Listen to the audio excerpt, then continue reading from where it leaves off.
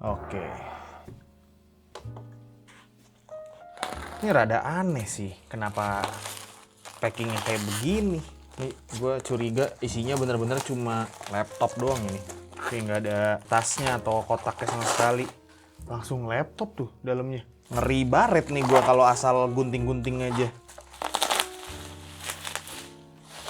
Nah. Ini dia. Gede ya, ternyata ya. Tebel ya. Beda jauh sama MacBook Air gue. MacBook Pro. Wih, nyala dia. Ya, charger MagSafe ya. Untung udah MagSafe. Ini chargernya. Dan yap. Very nice.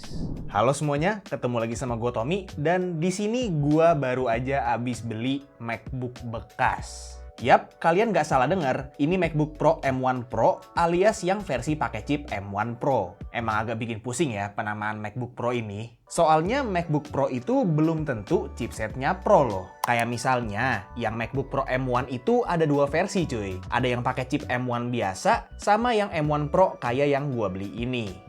Dan sebenarnya penamaan anehnya tuh nggak berhenti di M1 Pro aja. Bahkan yang M5 sekarang aja ada MacBook Pro M5, sama bakal ada juga MacBook Pro M5 Pro. Ribet ya? Anyway, MacBook Pro M1 Pro ini gue beli dengan kondisi bekas ya. Gue dapet di harga sekitar 15 jutaan, jadi bisa dibilang M1 Pro bekas ini harganya mirip-mirip lah sama waktu gue beli MacBook Air M4. Nah, gue beli si M1 Pro ini tuh sebenarnya buat editor gue supaya dia itu bisa ngedit secara remote. Karena kan secara gue di rumah udah nggak sendiri gitu, udah ada istri gitu kan. Dan gue nggak mau ngasih MacBook Air M4 gue karena gue nganggepnya laptop si MacBook Air M4 ini udah kayak laptop pribadi gue aja. Enak banget soalnya buat dibawa kemana-mana tuh compact dan enteng banget. Plus kalau mau gue pakai buat ngedit video di mana aja juga bisa gitu. Udah sempat gue bikinin videonya juga kan. Jadi ya gue beliin editor gue M1 Pro ini supaya workflow editing dia juga mantep. Plus jadinya oper-operan Project DaVinci juga jadi lebih enak karena sekarang itu udah sesama Mac. Nah cuman kan gue udah sempet nih ngetes di MacBook Pro M1 Pro ini ya. Dan jujur gue agak nyesel dikit sih, kayak kenapa gue nggak beli MacBook Pro M1 Pro aja dari awal. Karena secara performa, at least buat kebutuhan kerja gue, si MacBook Pro M1 Pro ini kayak lebih mantep gitu dibanding MacBook Air M4 gue. Terlepas dia itu rilisnya di tahun 2021 cuy.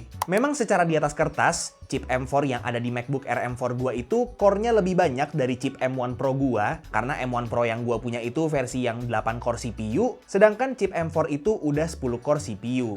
Gua ada tes juga di Cinebench 2026 dan untuk skor CPU itu MacBook Air M4 gua menang angka di single core dan multi core ketimbang si M1 Pro. Dan surprisingly, di GPU juga si Air M4 kok menang ya. Padahal M1 Pro yang punya gua itu core GPU-nya ada 14, sedangkan si Air M4 cuma 10 core. Ternyata, setelah gua research, masalahnya bukan di GPU M1 Pro-nya, tapi di Cinebench 2026 yang ternyata tesnya itu pakai fitur Ray Tracing, dan kebetulan chipset base M4 itu udah support hardware accelerated Ray Tracing, sedangkan M1 Pro itu belum cuy.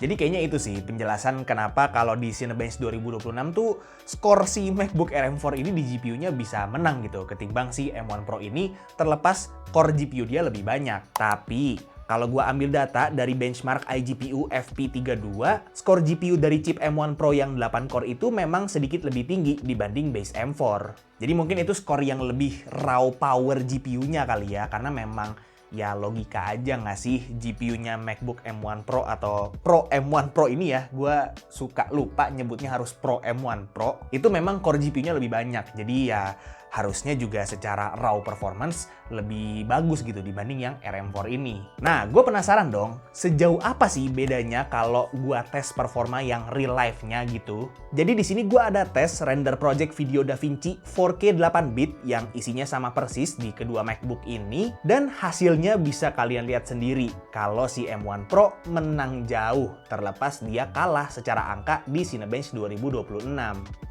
Mungkin ini ada hubungannya sama memory bandwidth yang lebih gede ya di M1 Pro ini ketimbang yang di RM4. Plus memang karena ini itu MacBook Pro, jadi dia juga ada kipasnya cuy. Sedangkan kalau si RM4 ini nggak ada. Jadi memang MacBook Air itu cuma ngandelin passive cooling aja. Lebih rentan overheat, dan kalau overheat otomatis bakal throttling dan nurunin performa.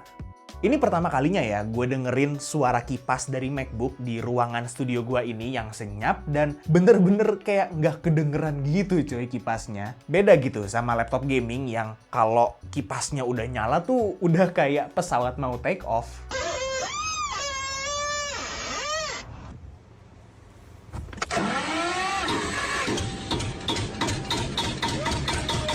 Nah, yang bikin gua tambah gigit jari itu bukan cuma soal performanya aja, tapi soal fitur-fiturnya juga cuy. Yang pertama itu layarnya, dimana emang gua udah bilang berkali-kali kalau layar MacBook Air M4 gua itu bagus banget, tapi di M1 Pro atau di MacBook Pro in general aja tuh lebih bagus lagi. Selain warnanya yang udah super akurat, dia juga udah pakai ProMotion alias refresh rate-nya 120 Hz. Plus udah pakai teknologi mini LED juga, jadi kontrasnya lebih mantep lagi cuy. Kelihatan jauh banget bedanya gila sama layar RM4 gua. Gak cuma layar doang, tapi di speakernya juga kerasanya beda jauh banget. Speaker MacBook Pro M1 Pro ini kerasa jauh lebih nendang, lebih kerasa juga ya spatial audionya. Pokoknya beda jauh dah sama yang di RM4 ini. Ya sebenarnya masuk akal aja sih, karena secara body juga lebih tebel si MacBook Pro ini ya dibanding MacBook Air. Jadi ada masuk akalnya juga ya kalau speakernya atau subwoofernya itu bisa lebih mantap lagi. Tapi gue nggak expect bakal sebeda itu sih jujur. Gue nggak tahu kalau di video itu bakal sekedengeran apa, tapi coba kalian dengerin sendiri aja deh.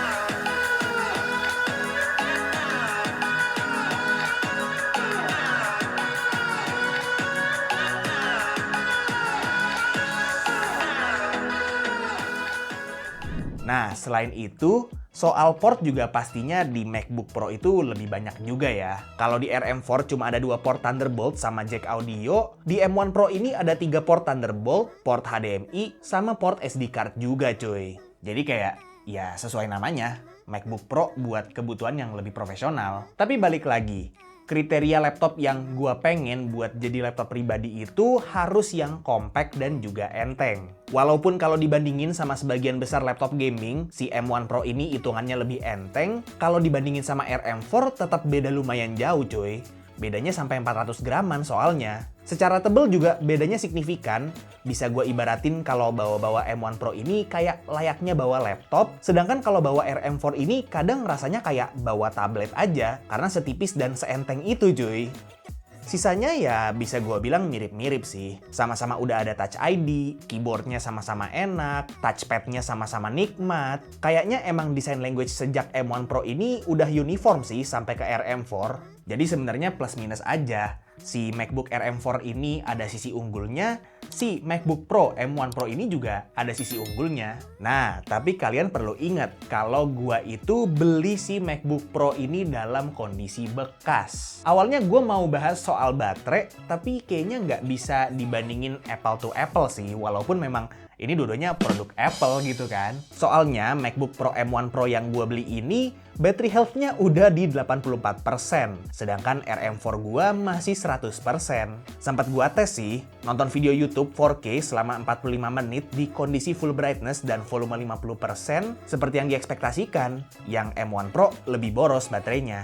Mungkin ini faktor dari core efisiensi yang lebih banyak di RM4 ini. Mungkin juga karena si RM4 ini layarnya belum ProMotion ya, jadi masih 60 Hz aja dan itu juga lumayan ngehemat baterai gitu kan. Atau ya kombinasi dari itu semua, Plus fakta bahwa MacBook Pro M1 Pro yang gue beli ini battery health-nya udah ngedrop gitu. Dan ya namanya barang bekas pasti ada aja lah ya masalahnya. Di MacBook Pro yang gue beli ini keyboardnya udah rada nge-shine bekas pemakaian, webcamnya agak berbayang, dan yang paling ngeselin itu di bagian kirinya ada dent cuy.